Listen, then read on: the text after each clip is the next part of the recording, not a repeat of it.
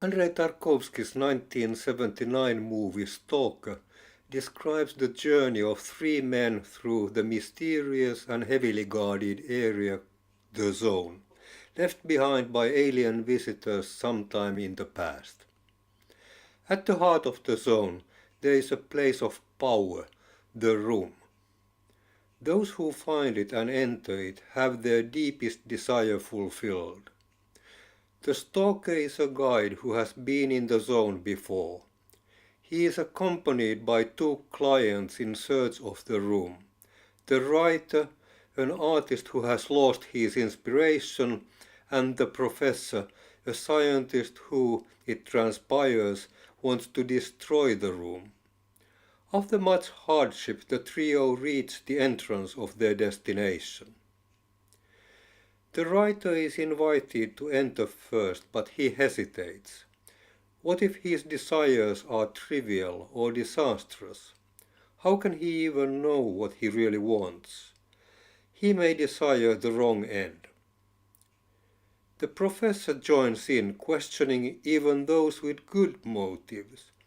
A reformer finds the room, wants to create an ideal society, and ends up producing a totalitarian nightmare. Good intentions, road to hell. In the midst of the argument, the stalker appeals for a more spiritual, even religious approach. We must believe, let ourselves be guided by our inner goodness, have pure faith. Tarkovsky's quest seems to end here. The machine that grants desires turns out to be a mirror of our souls, and the image is frightening. The men sit on the floor, heads hanging, disillusioned. Or does the quest end here? Tarkovsky doesn't say it out loud, but there is a way to follow the path pointed out by the stalker. Have faith, not in human nature, but in logic. Make it a thought experiment. The writer's soul-searching is, of course, justified. Our desires may be hidden even from ourselves. But let's make it an assumption that they are not. Let's assume that genuine happiness for all is our desire. The professor's concern about the reformers is also valid. In our haste to do good, we may ignore important principles. But again, let's make it an assumption that we don't. Happiness for all by voluntary choices. And there we have it, the big white button. It is the room with all its uncertainties and impurities eliminated. This is what you desire, this is the execution you allow, and the question is, would you press the button? Say no, we cannot have certainty, and I'll say you are changing the premises of the thought experiment. Say yes and yes, what? Think about it and you realize that it's not a question, it's a paradox, a contradiction. You want happiness for all.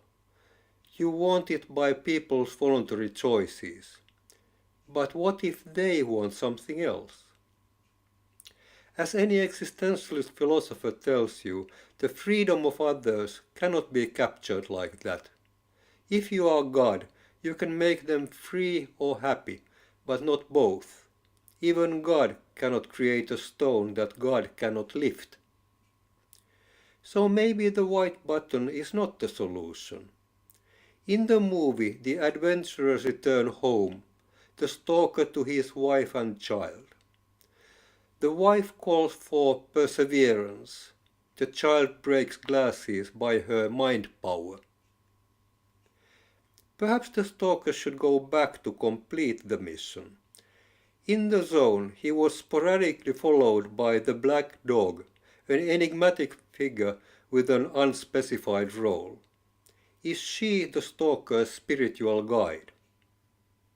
At least she returns to the real world with the search party and appears to have settled in the stalker's household, joining forces with the wife and the child. Go back, they say, silently. Try again, and then again.